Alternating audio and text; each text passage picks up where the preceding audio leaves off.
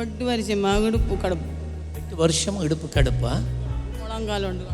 இயேசுவின் நாமத்திலே உம்முடைய விடுதலை இறங்கும்படி ஜெபிக்கிறேன். 8 ஆண்டுகள் இந்த இடுப்பில் இருக்கிற வலி என்ன நாளோட நீங்கி போக கடவது.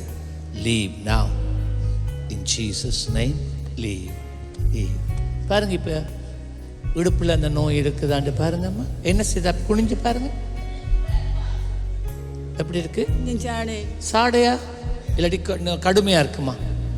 முதல் எதில் சரியா காட்டுங்க. இயேசுவின் நாமத்தில் லீவ். பாருங்க, இப்போ இருக்காண்டு குனிஞ்சு பாருங்க. இப்போ போயிட்டு சரி, போயிட்டு